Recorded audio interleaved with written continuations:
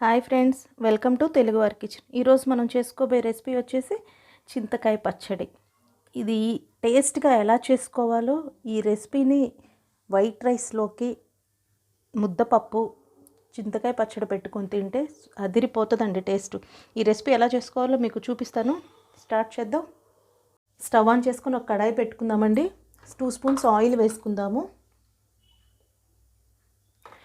ఇది చింతకాయ పచ్చడి నిల్వ చేసుకునే పచ్చడి ఉంటుంది కదండి, చూసారా, ఇది ముడి చింతకాయ పచ్చడి అంటారు. ఇది వచ్చేసి ఇలా ఈనెలు లేకుండా క్లీన్ చేసి పెట్టుకోవాలి. ఆల్రెడీ నేను తీసి పెట్టుకున్నాను. మీరు వచ్చేసి ఇది ఎలా చేస్తారు అని డౌట్ రావచ్చు. ఇది సంవత్సరానికి ఒకసారి దంచి పెట్టుకుంటారండి రోట్లో.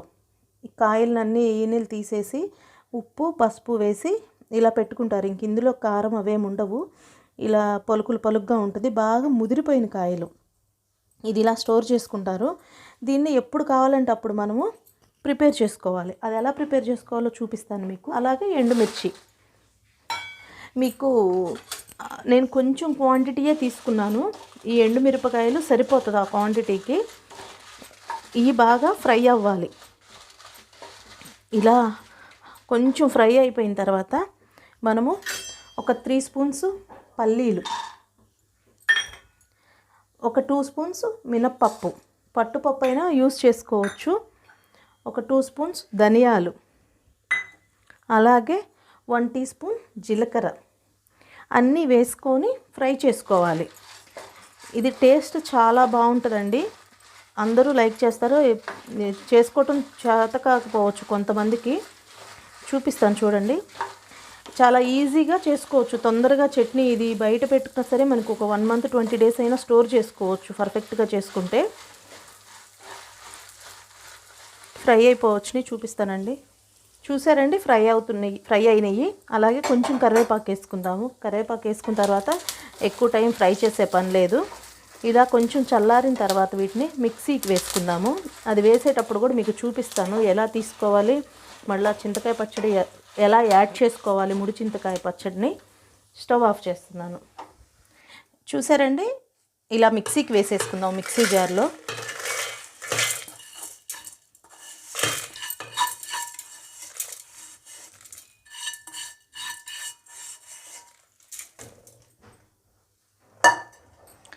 ఇది ఒకసారి గ్రైండ్ చేసి చూపిస్తాను మీకు. చూసారండి, ఇలా క్రంచీగా వేసుకున్నాము, పలుకులుగా. దీన్ని ఒక ప్లేట్లోకి తీసుకుందాము.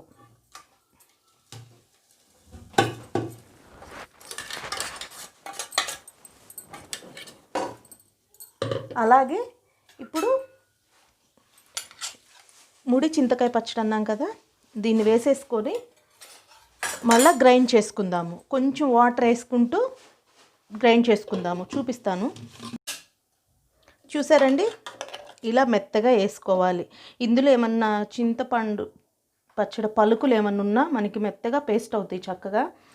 అలాగే ఇందాక మనం వేసి పెట్టుకున్నాం కదా ఈ పౌడరు, ఎండుమిర్చి, వేరుశెనగ పప్పులు, మినపప్పు వేసుకున్న పౌడరు ఒకసారి ఇందులో వేసుకొని ఒకసారి అలా గ్రైండ్ చేసుకుందాం. ఎక్కువసేపు అక్కర్లేదు, జస్ట్ కొంచెం వేసి ఆఫ్ చేస్తే సరిపోతుంది. చూసారండి, ఇలా పలుకులుగా వచ్చింది. అలాగే ఒక స్పూన్ అంతా బెల్లం వేసుకుందాము. కంపల్సరీ అని కాదండి, స్కిప్ చేసేవాళ్ళు స్కిప్ చేయొచ్చు, కానీ వేసుకుంటే టేస్ట్ చాలా బాగుంటుంది. ఒకసారి ఇలా కూడా ట్రై చేయండి. మీకు ఆ స్వీట్నెస్ అస్సలు తెలియదు. ఇప్పుడు గ్రైండ్ చేసి చూపిస్తాను మీకు. ఇప్పుడు స్టవ్ ఆన్ చేసుకుందామండి. ఒక 4 or 5 స్పూన్స్ ఆయిల్ వేసుకుందాము.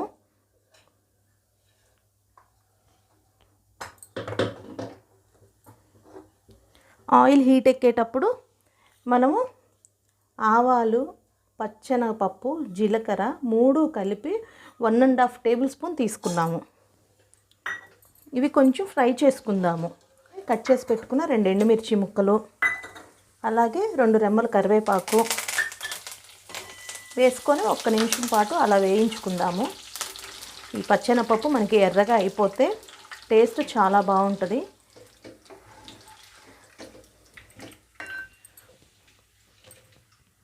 మనము చట్నీ కొంచెం బెల్లం వేసి ఇలా చేసుకున్నాం కదా, చట్నీ మనం బెల్లం వేసి ఇంత టైట్గా చేసుకున్నాము. చాలా బాగుంటుందండి. బెల్లం అక్కర్లేని వాళ్ళు స్కిప్ చేసుకోవచ్చు. అలా ఇంకా వేసేసుకుందాం చట్నీని. ఇది బయట పెట్టుకున్నా సరే ఫ్రిడ్జ్లో స్టోర్ చేసే పని లేదండి. బయట అయినా సరే చాలా టేస్ట్ ఉంటుంది, చాలా బాగుంటుంది. ఇది ఆయిల్ పైకి వచ్చే వరకు మనం కనుక కుక్ చేసుకుంటే చాలా బాగుంటుందండి. చూసారండి, ఇలా కలుపుకుందాం చక్కగా. ఆయిల్ అంతా చట్నీకి అబ్జర్వ్ చేసుకునేలాగా కలుపుకుందాము. దీంట్లో మనం సాల్ట్ ఏమి యాడ్ చేసే పని లేదండి, ఎందుకంటే ఆల్రెడీ సరిపడేలాగా వేసి స్టోర్ చేసుకుంటాం. అలా వేసుకోవటం మూలానే మనకి అది 1 year 2 years అయినా సరే స్టోర్ నిల్వ ఉంటుంది పాడవకుండా. చూపిస్తాను కుక్ అయిన తర్వాత మీకు. మనకి చక్కగా కుక్ అయిపోయిందండి. చూసారా, ఆయిల్ కూడా పైకి రిలీజ్ అయిపోయింది. ఇప్పుడు సర్వింగ్ బౌల్లో తీసుకొని మనం సర్వ్ చేసుకుందాం. స్టవ్ ఆఫ్ చేసుకుందాము. చూసారా ఎంత బాగుందో, ఎమ్మీగా. చూసారా, చట్నీని ఫ్రిడ్జ్లో పెట్టుకోకుండా 1 month అయినా స్టోర్ చేసుకోవచ్చు. టేస్ట్గా ఈజీగా చేసుకోవచ్చు. మీకు కనుక ఈ రెసిపీ నచ్చినట్టయితే లైక్ చేయండి, మీ ఫ్రెండ్స్కి రిలేషన్కి షేర్ చేయండి, సబ్స్క్రైబ్ చేయండి. పక్కనే ఉన్న బెల్ ఐకాన్ క్లిక్ చేయడం మాత్రం మర్చిపోవద్దు.